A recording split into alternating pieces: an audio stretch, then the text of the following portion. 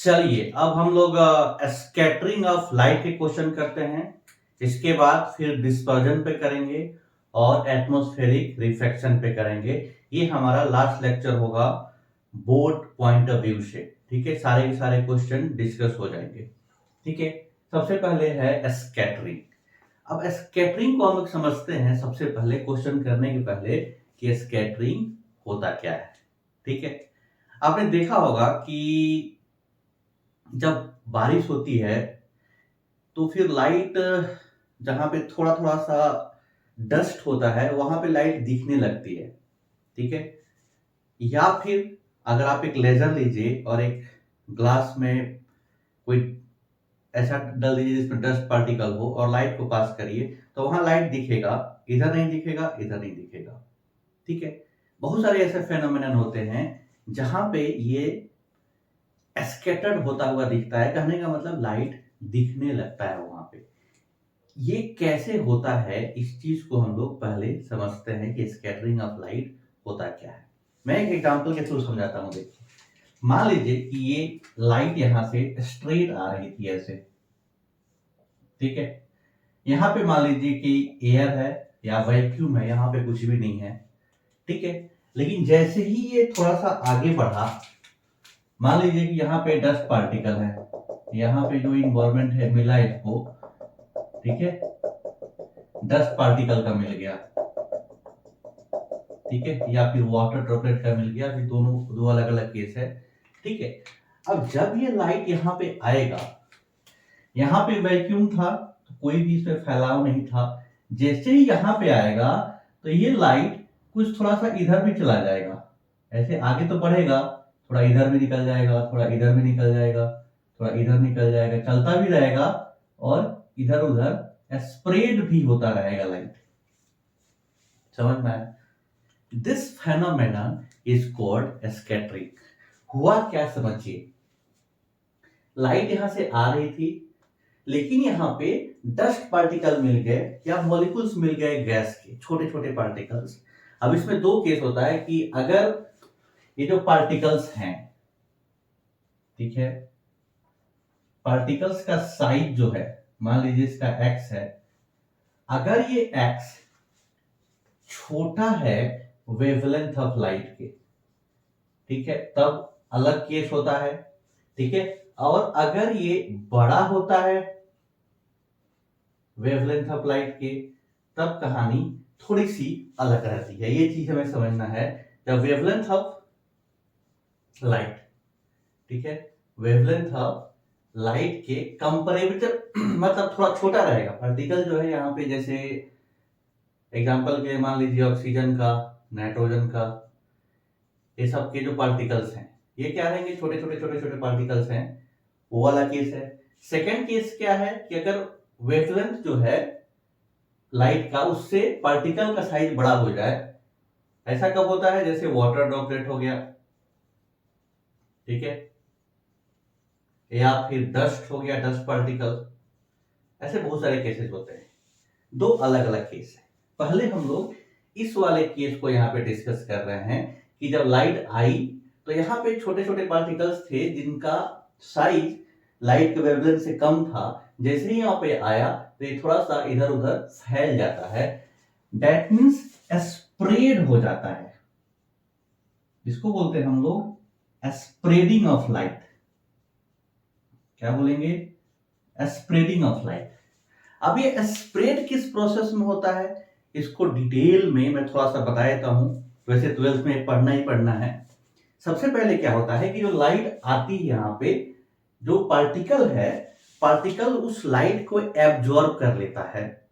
ठीक है, सबसे पहले जो लाइट आई यहाँ पे एब्जॉर्प्शन होगा और उसके बाद पार्टिकल क्या होगा, री-रेडिएट कर देगा सब डायरेक्शन में। उस चक्कर में क्या हुआ कि जैसे यहां का पार्टिकल्स था, इसने क्या किया, इधर भी भेज दिया, कुछ इधर भी भेज दिया और इधर भी भेज दिया। इस चक्कर में और भी डायरेक्शन में लाइट पहुंच जाता है। इस प्रोसेस को, जो लाइट एब्जॉर्ब हुआ और फिर री-रेडिएट हुआ, इस प्रोसेस को स्कैटरिंग बोलते हैं। ठीक है। मोटा मोटी तौर पे अगर आपसे पूछा जाए व्हाट इज स्कैटरिंग, तो हम लोग क्लास 10 में बोल देते हैं it is spreading of light, light का फैल जाना, फैल के दिखना। क्योंकि मान के चलिए कि अगर यहाँ पे कोई आदमी होता तो उसको लाइट यहाँ पे ये वाला लाइट थोड़ा सा जाकर उसको दिखाई दे देता, या इधर से लाइट जाकर उसको दिखाई दे देता, दैट मींस यहाँ पे उसको लाइट दिखता। लेकिन अगर यहाँ पे कोई आदमी होता, यहाँ पे कोई अगर आदमी खड़ा है, तो फिर उसको ये लाइट दिखाई नहीं देती है, क्योंकि ये फैली नहीं है। यहाँ पे लाइट क्या है, फैली नहीं है। यहाँ पे लाइट फैल के यहाँ तक पहुंच गई, इसलिए यहाँ पे अगर कोई आदमी है तो इसको लाइट दिखाई देगी, यहाँ पे लाइट दिखाई नहीं देगी। याद रहेगा। मैं फिर से इसको थोड़ा सा समराइज कर देता हूं कि जो स्कैटरिंग ऑफ लाइट है क्या है, स्प्रेड होता है लाइट। लाइट क्या हो गया, यहां से आई और यहाँ पे स्प्रेड हो गया। अब स्प्रेडिंग जो है, जो प्रोसेस है उसका ये है कि जो पार्टिकल है लाइट को पहले एब्जॉर्ब करता है और फिर सभी डायरेक्शन में ऐसे ऐसे री रेडिएट कर देता है, इसलिए वो फैल जाता है। ठीक है। अब इसमें दो केस है कि जब पार्टिकल का साइज वेवलेंथ ऑफ लाइट से छोटा हो तो फिर इस तरीके से होगा। ठीक है। और इस केस में, ये जो फर्स्ट वाला केस है जो हम लोग डिस्कस किए अभी तक, इसमें जो है स्कैटरिंग जो होता है, या कहिए जो इंटेंसिटी ऑफ स्कैटरिंग है, जो लाइट होगी उसकी इंटेंसिटी जो होगी, it will be inversely proportional to wavelength, ठीक है, का पावर 4। देख लीजिए, दैट मीन्स जो इंटेंसिटी ऑफ स्कैटरिंग है it is inversely proportional to lambda की पावर 4। ठीक है। या कहिए फ्रीक्वेंसी जो होता है लैम्डा के इनवर्सली होता है, इसको आप ऐसे भी लिख सकते हैं, I will be directly proportional to frequency की पावर 4, ऐसे भी। ठीक है। अब देखिए, यहीं से सारी कहानी समझ में आ जाती है हमें। यहां पे मैंने आपको जो 7 कलर हैं, देखिए, red, orange, yellow, green, blue, Indigo और वायलेट, इन सब का वेवलेंथ लिखा हुआ है। इंडिगो का वेवलेंथ सबसे कम है, उसके बाद वायलेट का वेवलेंथ सबसे कम है, फिर इंडिगो, फिर ब्लू, ऐसे देखिए, ऐसे वेवलेंथ बढ़ रहा है। दैट मींस 400 नैनोमीटर से 670 ऑलमोस्ट 700 नैनोमीटर तक वेवलेंथ का वेरिएशन है। अब यहाँ पे देखिए जो इंटेंसिटी ऑफ स्कैटरिंग है इनवर्सली प्रोपोर्शनल टू लैम्डा की पावर 4 है। दैट मींस जिसकी लैम्डा स्मॉल वैल्यू होगी, जिसका लैम्डा कम होगा, उसका स्कैटरिंग क्या होगा, ज्यादा। अगर ये कम होगा तो ये वैल्यू ज्यादा हो जाएगी। ठीक है। इसीलिए जो सबसे ज्यादा स्कैटर्ड होते हैं ये होते हैं, देखिए, सबसे ज्यादा वायलेट स्कैटर्ड होगा, उसके बाद इंडिगो स्कैटर्ड होगा, उसके बाद ब्लू स्कैटर्ड होगा, और सबसे कम स्कैटरिंग किसकी होगी, रेड लाइट की। ठीक है।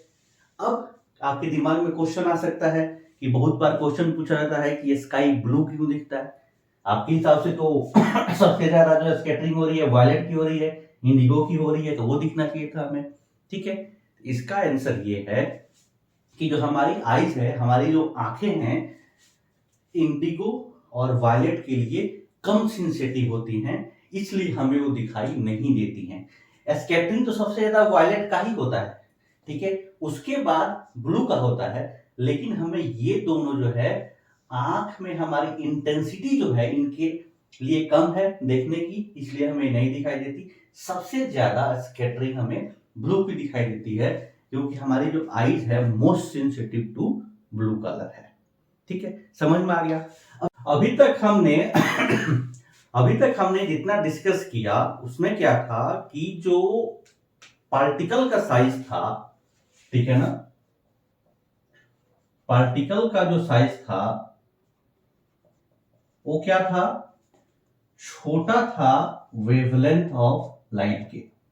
ठीक है, वेवलेंथ ऑफ लाइट की, ये चीज हमें अलग अलग समझना है कि जब पार्टिकल का साइज जो है वेवलेंथ ऑफ लाइट के छोटा रहता है, तब इंटेंसिटी जो है inversely proportional to lambda power 4, या फिर intensity is directly proportional to frequency की पावर 4 होती है। एंड इन दैट केस जो सबसे ज्यादा स्कैटरिंग होगी वायलेट की होगी, फिर इंडिगो की होगी, और सबसे कम जो होगा रेड लाइट का होगा। ठीक है, ये कब है? जब बहुत छोटे छोटे पार्टिकल्स हैं, जैसे कि हमने गैसियस पार्टिकल्स है, ऑक्सीजन है, नाइट्रोजन है, कार्बन डाइऑक्साइड है, इस तरह के। ठीक है, अब आते हैं सेकंड केस पे कि अगर जो साइज ऑफ पार्टिकल है, ठीक है, जो साइज ऑफ पार्टिकल है, साइज ऑफ पार्टिकल जो है अगर बड़ा हो जाए, ठीक है, साइज ऑफ पार्टिकल बड़ा हो गया वेवलेंथ ऑफ लाइट से, उस केस में क्या होगा? जैसे लाइट यहां से आ रहा था ऐसे, ठीक है, जैसे पहले हम लोग कर रहे थे, ऐसे लाइट आ रहा है, आपको आगे क्या मिला? आगे मिला डस्ट पार्टिकल ना मिलके वाटर ड्रॉपलेट्स, थोड़ा बड़े बड़े मीडियम मिल गए, मीडियम के जो पार्टिकल्स मिल गए इसको बड़े बड़े मिल गए ऐसे। ठीक है, पहले क्या थे? छोटे छोटे मिले थे इसको। ठीक है, अब क्या मिल गए? बड़े बड़े मिल गए ऐसे। इस केस में क्या होगा कि जो स्कैटरिंग है it will not depend upon the frequency, सबका स्कैटरिंग होगा। फिर उससे क्या होगा कि सब डायरेक्शन में सारा लाइट जाएगा। ठीक है, इस तरीके से सब तरह का, सर हर कलर जाएगा, इधर भी इधर भी। अगर ये बढ़ेगा आगे तो सब कलर का लाइट बढ़ेगा, और सब कलर का light that means all colours. इस केस में ऑल कलर स्कैटर्ड होते हैं। ठीक है, और जब ऑल कलर स्कैटर्ड होंगे तो क्या होगा? आपको व्हाइट दिखेगा। ठीक है, इसका मतलब इस तरह का स्कैटरिंग जहां पे वाटर ड्रॉपलेट्स है, ठीक है, या बड़े बड़े पार्टिकल्स है, वहां पे क्या होता है? सबका स्कैटरिंग हो जाता है और सभी लाइट उधर पहुंच जाएंगे, तो क्या होगा? व्हाइट दिखेगा। ठीक है, अब देखो इस पे हम लोग क्वेश्चन करते हैं। इतना बेसिक जानने के बाद हम लोग अब क्वेश्चन करने की स्थिति में आ गए हैं। ठीक है, चलिए अब सबसे फर्स्ट क्वेश्चन देखिए। अब बेसिक बेसिक सा सवाल है, आराम से समझ सकते हैं। कहा गया the blue colour of sky is due to, simple सी बात है, स्कैटरिंग ऑफ लाइट। क्यों? क्यों? क्योंकि जब सन से लाइट आता है, ठीक है, ये सन है, ठीक है, सन से जब लाइट आ रहा है तो उसमें 7 कलर्स होते हैं। ठीक है, सारे कलर हैं उसके अंदर। लेकिन होगा क्या जब आप इधर कहीं पे हैं, इधर कहीं पे आप मान लीजिए खड़े हुए हैं, तो आपको क्या होगा कि जब लाइट आएगा तो इधर कहीं आपको दिखना है, स्काई जो है इधर कहीं आपके लिए है। तो जो ये लाइट स्कैटर्ड हुई है, इसमें सबसे ज्यादा क्या स्कैटर्ड हुआ है? वायलेट। फिर क्या स्कैटर्ड हुआ है? इंडिगो। ठीक है, और उसके बाद कौन सा स्कैटर्ड हुआ है? ब्लू। ये सबसे ज्यादा यहां पे स्कैटर्ड हुए रहेंगे, फैले रहेंगे यहां पे। ठीक है, चारों तरफ यही कलर फैले रहेंगे। लेकिन आपकी जो आईज है सिंसेटिव किसके लिए है? मोस्ट सिंसेटिव किसके लिए है? ब्लू कलर के लिए। ठीक है, स्प्रेड सब हुए हैं, वायलेट भी, इंडिगो भी, ब्लू भी, और सबसे कम स्कैटर्ड रेड हुआ रहेगा, ऑरेंज हुआ रहेगा। ठीक है, अब ये आपके स्काई में से फैले रहेंगे वायलेट, इंडिगो, ब्लू, लेकिन दिखाई देगा आपको ब्लू क्योंकि स्कैटरिंग हुआ है, प्लस आपका आई जो है मोस्ट सेंसिटिव ब्लू कलर के लिए है, इसलिए आपको क्या दिखाई देगा? Blue colour. ठीक है, तो इसका आंसर तो डायरेक्ट हो गया, स्कैटरिंग ऑफ लाइट, इतना डिस्कशन की जरूरत भी नहीं थी। ठीक है, सेकेंड चीज, सेकेंड क्वेश्चन देखिए। कहा गया कि the red colour of sun, the red colour of sun at time of sunrise और सनसेट किसके वजह से होता है? ठीक है, चलिए अब इसका आंसर देखते हैं। यहां पे आपका सन है, ठीक है, अब ये आपका अर्थ है, ठीक है, यहां से देखिए सन इधर से निकलता है, ठीक है, और ऐसे चलते चलते चलते चलते चलते यहाँ आता है सबसे, ये नून की बात है, जब एकदम दोपहर रहेगा तो यहाँ सर पे रहेगा, ठीक है, और फिर चलते चलते चलते चलते चलते चलते यहाँ पे शाम को आ जाता है, ठीक है।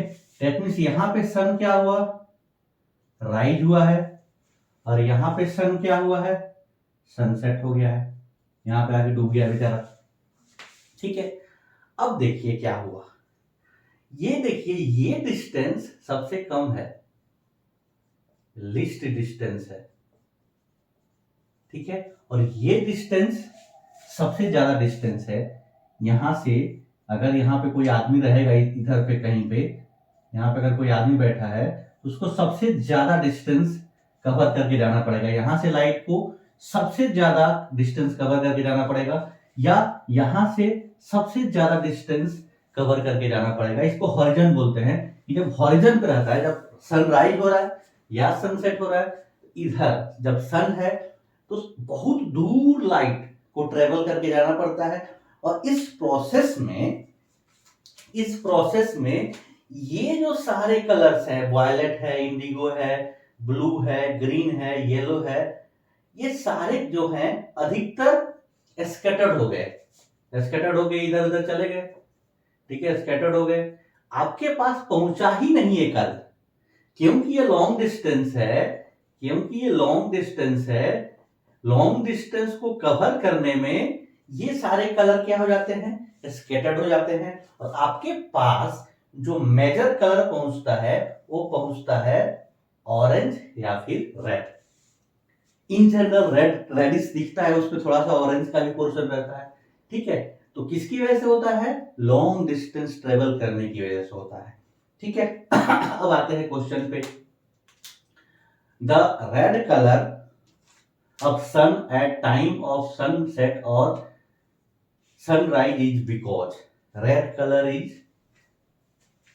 least scattered blue। देख लीजिए फर्स्ट ऑप्शन ही ट्रू है, क्योंकि रेड कलर क्या हुआ है, सबसे कम स्कैटर्ड हुआ है, इसलिए आपको रेडिश दिखाई दे रहा है, उसके अंदर रेड और ऑरेंज का पार्ट ज्यादा होगा, ठीक है। सिंपल सा क्वेश्चन था।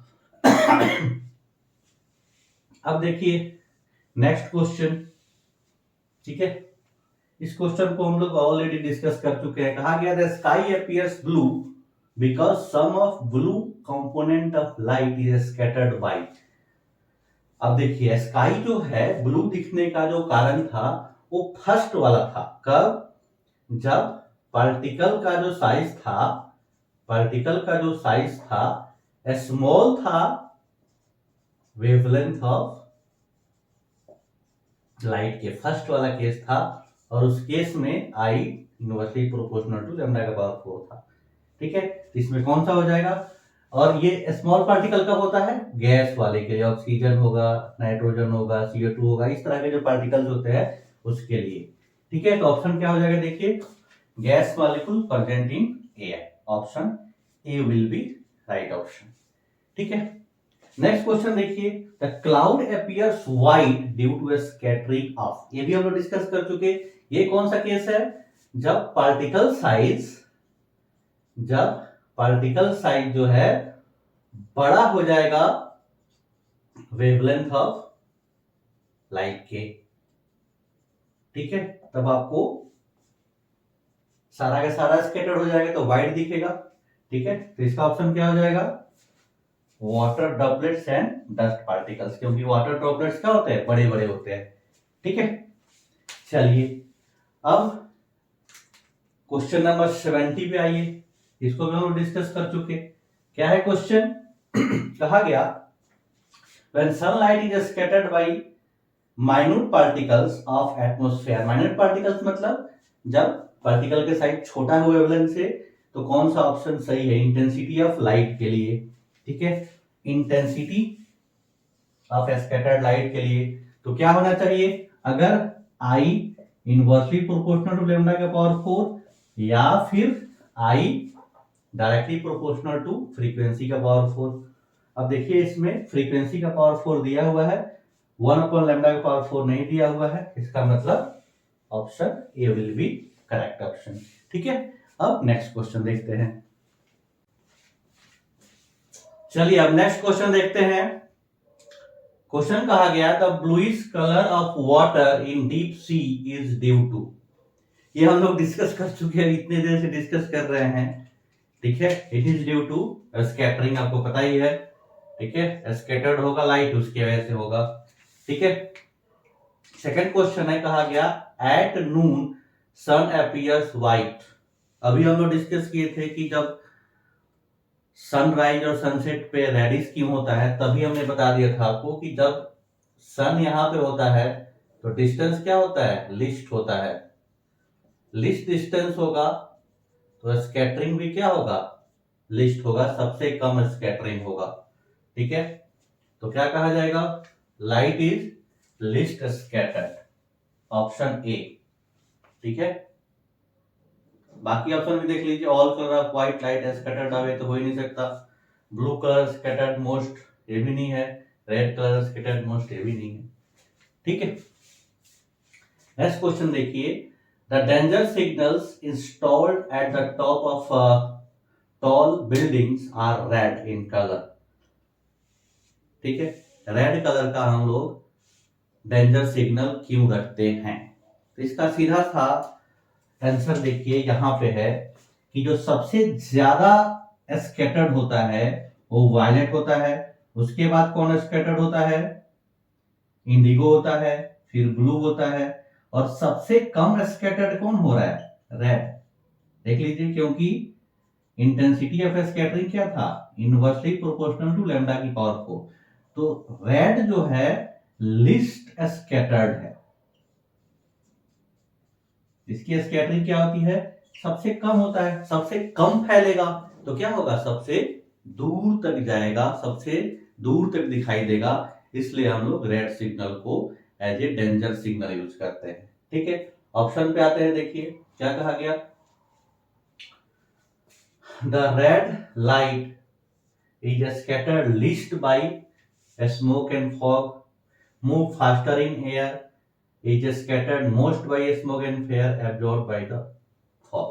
ऑप्शन क्या हो जाएगा, ए scattered least। ठीक है, list by smoke and fog समझ में आ गया, क्योंकि इसका वेवलेंथ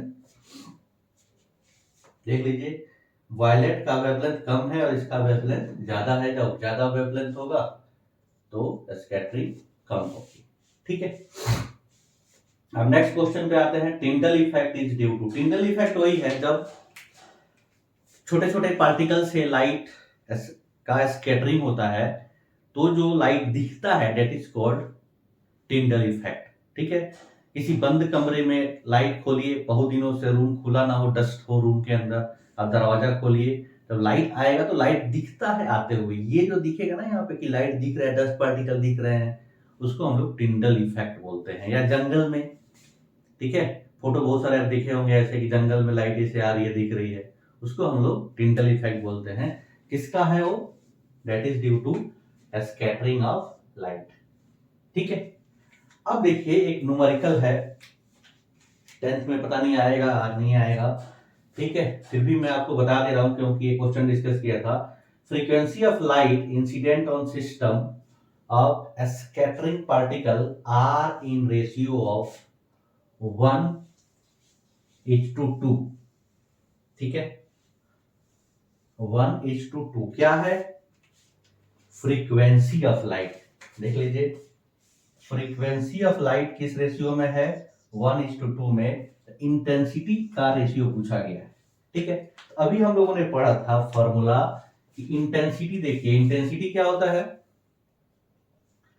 डायरेक्टली प्रोपोर्शनल टू 1/λ⁴, या कहिए कि I directly proportional to frequency की पावर 4। ठीक है, अब हमें फ्रीक्वेंसी के टर्म में पूछा गया है, तो I1/I2 क्या हो जाएगा, f की पावर 4, ठीक है, अपॉन f2 की पावर 4। अब f1/f2 इसको ऐसे लिख सकते हैं, f1/f2 की पावर 4। ठीक है, और f1/f2 की रेशियो दिया गया, देखो यहाँ पे 1:2। ठीक है, तो इट इज 1:2 की पावर 4। तो ये हो जाएगा 1/16, दैट मीन्स 1:16। ठीक है, option D is the correct option. ठीक है, तो ये था हम लोग का स्कैटरिंग का क्वेश्चन। अब हम लोग डिस्पर्जन देखते हैं।